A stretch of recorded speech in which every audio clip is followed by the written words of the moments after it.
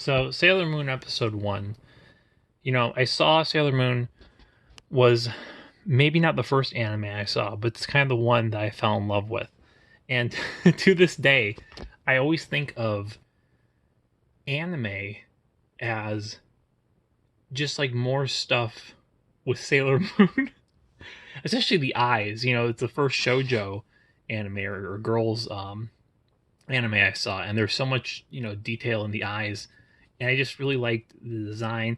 I like the quality of the drawing and the animation, especially compared to other cartoons at the time. In this first episode, she has her transformation sequence, and she also has her Moon Tira magic. And I remember as a kid, I just would rewind the tapes over and over again and watch the special effects scenes because those are my favorites. And that's what's interesting about Sailor Moon is that at least when it starts, it's actually pretty grounded. And the kind of like with tokusatsu or like Godzilla movies, where they'll take place in the real world and then they'll have special effects. I always think of that with Sailor Moon the same way is that, like the big fancy transformations, these are like the big fancy effect shots that you would have in if it was like a live action series, which they actually did do a live action version of Sailor Moon. And I think it only covers the first series or the first season that they had going on here. So anyway, which version am I reviewing? I'm reviewing the original English dub by Deke Entertainment that I saw back in like 1995, maybe.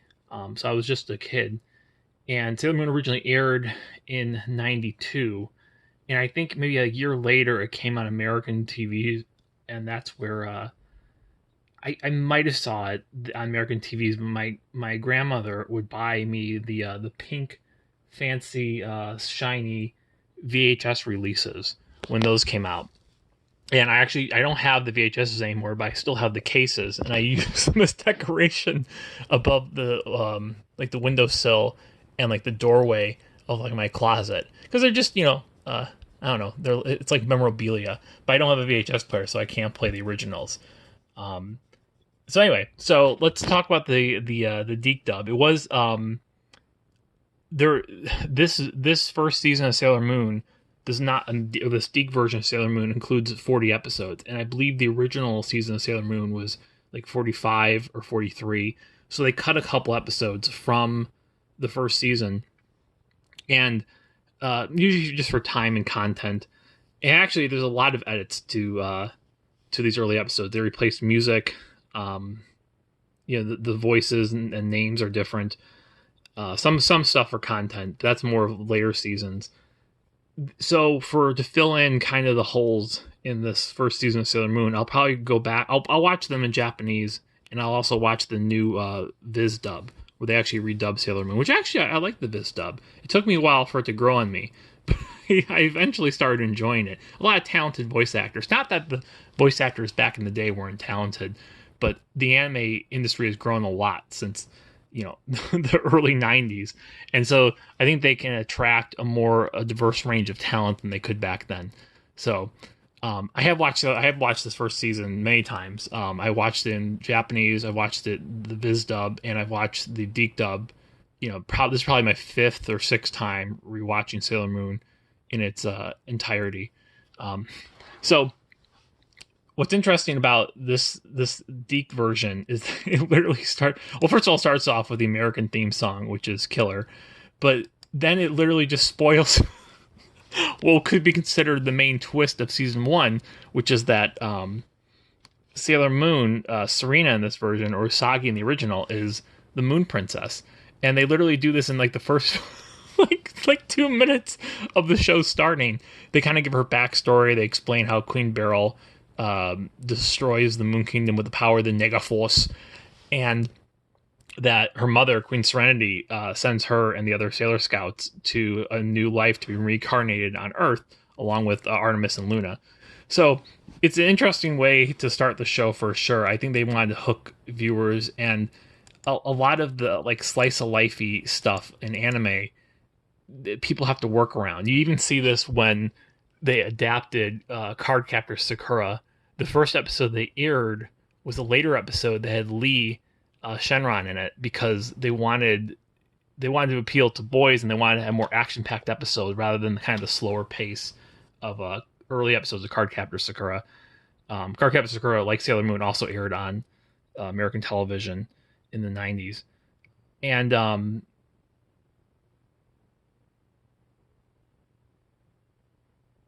yeah, I'm sorry, I lost my train of thought. So with Sailor Moon, so the first episode is that she's going to school and she finds a cat.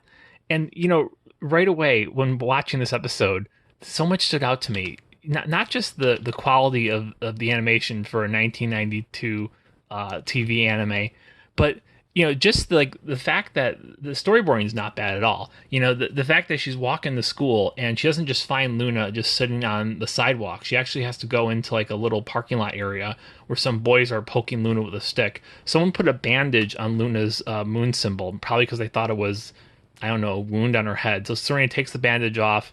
Luna, who has a British made voice, like, Luna, could she be the one? Like that's how Luna sounds in this original dub. I'll go more into the dubbing process. There's a book that was written in a couple interviews on ANN, Anime News Network, that talk about the process of making the American version of Sailor Moon. Oh, and they also have the funny transitions where they have like CG moon tiaras between different scenes.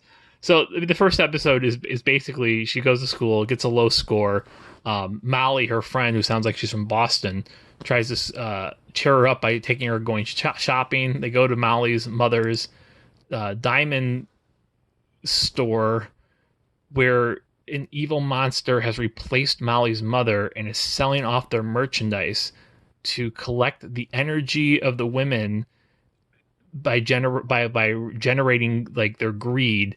And Jedi, which is like the first of Queen Beryl's evil minions that she sends to Earth, is kind of collecting. And he does have this famous line where he's like, "So much greed, so much power. Queen Beryl will be most pleased." Every character in Sailor Moon has a famous line that they'll repeat, not ad nauseum, but they're the ones I repeated as a child. And one thing you also notice about the first season of Sailor Moon, and this is really only in the first season, is the social commentary. Usually in the first season, the villains will try to play on people's emotions or women's vanity.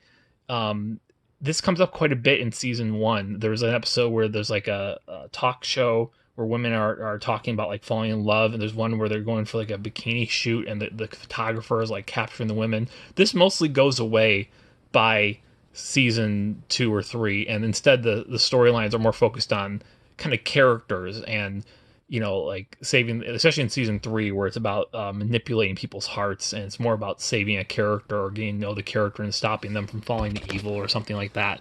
It'll come up a couple times. Also though, it's interesting because I feel like the writers are trying to kind of pad out, they're just kind of pulling, things from the headlines, right? In Japan in the early 90s to kind of pad out the storyline for season 1. Because if you read the manga Sailor Moon, it's much more condensed. So they had to come up with, fucking over 40 episodes to kind of, have her fight different things and have different stuff just happen in the episode.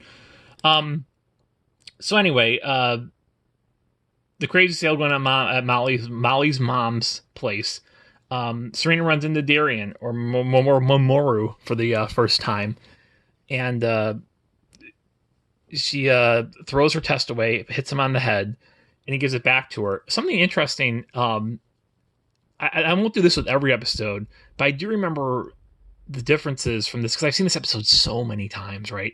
So I remember when I was watching the Japanese version, it stood out to me that the English version, because you gotta remember they had that scene at the beginning of this episode where they explain, Queen Serenity and her sending them to Earth and everything. So that ate up like a minute or whatever of screen time. So throughout this episode, they actually have to cut like little tiny scenes out so they can make up for that minute of time. Also, I think the actual broadcast of Sailor Moon was slightly longer, like it may be a minute longer in Japan because they had less ads. So one of the scenes they cut in the American version is Darien. So like right away, Darien is Tuxedo Mask. Spoilers. And it's very obvious, right? Same haircut, everything, same build, same voice actor. It's like Jesse and James from Pokemon, you know? So one of the scenes they cut is that when Serena's walking away, they have a brief interaction where he says she's dumb or something, and she turns back and she's like, "But he's awfully cute." And Darian, I always wondered about this scene when I was a kid. Darian's kind of looking up, like at an angle, kind of like not up at the sky, but like the second story of a building. And he takes his glasses off and he's like, "There's something about that girl." And I always thought that was a weird scene because it's like you meet a girl, maybe you run into her once or twice, this middle schooler who has meatball hair, and then rather than like looking at her when you're thinking about her, you're like looking up at the sky and pondering her. That's not what Darian's doing. And this, I never caught on to this until I saw it in Japanese. Darian is actually looking at Molly's mom's store and sensing the evil, like Negaforce monster inside there. And then he takes his glasses off and comments to himself. So they cut the scene of him staring at the store, kind of like pondering, kind of hinting to, I guess, the dumber kids in the audience that this is Tuxedo Mask and he will show up at the store later. This also explains how he knows where to go later. They kind of lose that plot point later on because Darian will just show up randomly. In the first episode, at least they're making an effort. What have my notes? Serena's walking back home. She doesn't go in the arcade. She stops. She stares at a poster of the arcade. Poster of Sailor V. Sailor V is established when they were originally doing the manga. The manga author wrote Sailor V first, and then her editor suggested that she expand the roster, and then they kind of did a whole media, coordinated effort to kind of make Sailor Moon this big thing, because they knew it was going to be big based on the success of Sailor V. So in the Sailor Moon continuity, Venus, Sailor V, gets her power first, and then Sailor Moon, the main character of the franchise, kind of gets her power later. So they've already made a video game out of her, and there's just a lot of, the physicality is good, right? Serena bends down in like the street to stare at the poster, and it's nice because it's like you're standing. They could have just had her standing, but instead they kind of give the animators a little something else to do by having her bend down and like long and and of course playing that she's not like Sailor V. Also, Luna, I should explain, has been following her the whole time. One thing I don't remember, and it's been a long time since I've read the manga, is why I don't understand. I don't remember if Luna is amnesia or why Luna doesn't know Sailor Moon is the Moon Princess. Instead, she makes her a Sailor Scout. Was the Sailor Scout just a cover so that she wouldn't find out that she was the Moon Princess, so she wouldn't be in danger? Because I don't know if the Silver Millennium had a Guardian of the Moon. I mean, in the flashback, Sailor Moon doesn't exist, so I always thought that was odd. I love this is a very good pilot, right? It really sets up the characters well. It sets up kind of what the pacing and like the color palette and pretty close to the character designs. We'll talk about kind of some of the changes in the character designs as this first season goes on, but it sets things up very well. And it's not a perfect pilot, but it's good. And one thing I really like, I always liked her bedspread where she has, her name's Usagi, like the rabbit on the moon, making rice cakes in Japan. But so she has literally rabbits and moons on her bed. And she's laying in bed, complaining about how sleepy she is. And Luna comes in. It's actually a pretty moody sequence, right? They have a good shadow. I remember when Luna comes in and she kind of, Luna has good cat movements. And Sailor Moon Crystal, the reboot they did in 2015, I always thought they drew Luna weird. Like Luna, you just need to draw a normal cat and make the head too big and give Luna big, anime eyes. She doesn't seem like that hard to draw. Also, Luna has super long whiskers in this version. So Luna explains to Sailor Moon that, she's the protector of the moon, Sailor Moon. She gets it wrong. And Luna proceeds to jump into the air, and sparkles fly out of her butt and forms Sailor Moon's brooch that she uses to transform. Now, we know Luna, it's magic sparkles that come out of her butt, and that's inferred from the fact that she jumps into the air, spins around, and then the device form. So, it's not like Luna has a pack on her back or anything. It's clearly coming out of her rectum. So Luna's magic rectum aside, Serena goes to the mirror and shows off her brooch, and Luna tells her to transform, and she transforms for the first time. Slight edits to the transformation. It's really not much. They just airbrush some of the detail out of the silhouette, so it's more flat looking. The Serena, it's funny because her powers in season one are oddly Pacific. You know, she has the ability to use her the meatballs on her head, like a red, you know, reflector kind of forms on them when she turns into Sailor Moon, which is such an odd thing to do.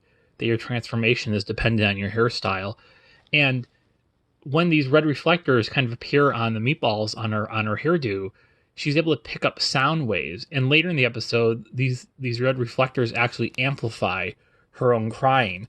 Then another power they're going to get to later in this season that is mostly used in the earlier seasons is her Luna pen that lets her transform, I believe it's called, into different versions. Very Cutie Honey kind of influence in terms of the power set. So so she goes, fights Morgoth.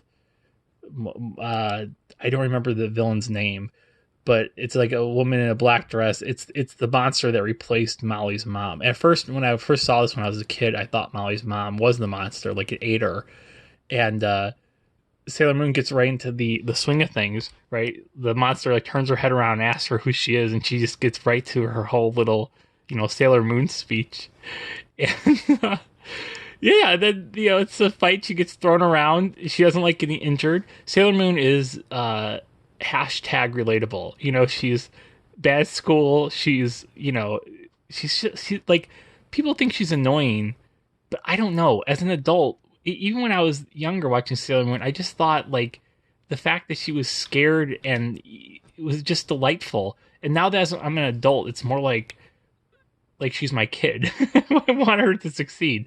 Anyway, so this is when she starts crying, and oh no, Tuxedo Mask comes in, throws a rose. He sits in the corner sharpening roses, stops the bad guy from like stabbing Sailor Moon with her claws, and then I think he's like, "Look, Sailor Moon, you gotta believe in yourself. You gotta fight her. This isn't a game." Oh, and I gotta say, Luna says something ridiculous. She says, "If you don't fight this evil now, Sailor Moon, the whole universe will cease to exist." The whole universe, really? Just be it. Just the stakes go from you gotta stop this evil woman from collecting energy of women in this jewelry shop to Sailor Moon. I know you just became Sailor Moon 20 minutes ago, but if you don't defeat her, the whole universe will cease to exist. She uses her crying to amplify her, she uses her little things on her head to amplify her crying. Then she pulls off Moon Tear magic. And it's funny, how, instantly competent she comes when she's saying her little speech or throwing her magic and transformation. It's all very automatic. And I won't get into it here, but I have thoughts about, why Sailor Moon's genre conventions kind of work the way they do, anyway, yeah, so Jadeite's plans are spoiled, and Tuxedo Mask runs away. Sailor Moon's instantly in love with him. It cuts to the next day when she's at school, and she's sleepy, and everyone remembers what happened at the jewelry shop as a dream. This is also the first appearance of Sailor Says. And Sailor Says was, I'm not sure if it's because Deke was Canadian and they needed, for whatever reason, they put Sailor Says in. And it was to make Sailor Moon educational, right? So you could play it as part of an educational section of a cartoon. And people say that Sailor Says is a stretch, right? These American producers are kind of looking through the episode, trying to put together a moral that isn't there, that wasn't part of the intention of the original script. And people are like, well, it gets worse, some are bad. Sailor Says, the first Sailor Says episode of the Deke dub is already you got to believe in yourself. Like that's the Sailor says. They've already given up at the beginning of the race, right? They already don't know what the Sailor says should be about. And no joke, like the last like 10 seconds of Sailor Says is just Serena giggling. Like there's no message, there's nothing wrapping up the episode. Yeah. So that's it. Good pilot. Sailor Moon gets a lot better as they introduce um, the rest of the cast, the rest of the supporting cast. That's all. Bye.